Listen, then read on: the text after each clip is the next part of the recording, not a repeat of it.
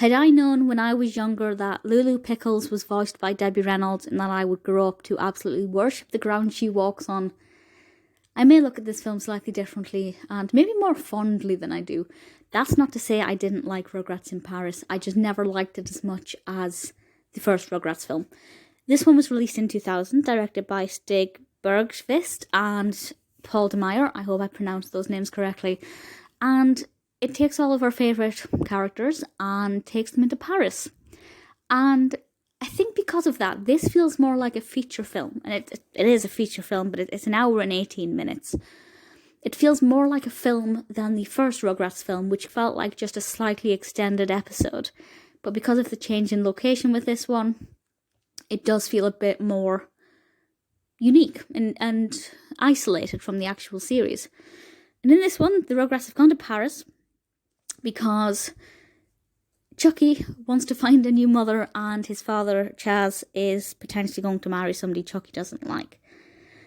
While we're in Paris, we do have all of the usual characters that we know and love, but we also get to meet Kimi. Kimi is a character I never really took to. Certainly she adds value to the episodes hereafter. She's an interesting enough character. She's a good influence on Chuckie.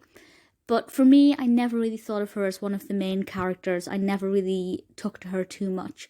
So this film is obviously pretty important in the sense that it gives us this new character. It gives the Rugrats a little something extra to keep the series and to keep the episodes feeling fresh.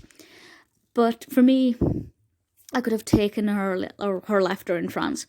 The fact that it's set in France is lovely. The poster art shows the Arc de Triomphe in animation. Seeing these Parisian landmarks in cartoon form is really good fun.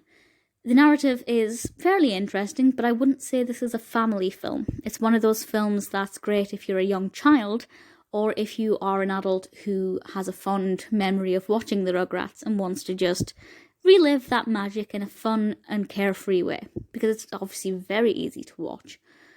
We have the usual brilliant voice cast, including, as I said, the amazing Debbie Reynolds as Lulu Pickles, Elizabeth Daly as Tommy, Tara Strong as Dill Pickles, Cheryl Chase as Angelica. We have Christine Cavanaugh voicing Chuckie, as always. And Susan Sarandon also voices Coco, which I didn't know. A really brilliant voice cast, obviously very well acted, great vocal performances, decent pacing. It's a very quick film. Characters are lovable as always, some pretty interesting scenery. If you grew up watching the Rugrats and you haven't seen this for whatever reason, I strongly urge you to watch it because it's great for nostalgia. If you're a fully grown adult who's never seen the Rugrats, this isn't going to be something you're going to benefit from.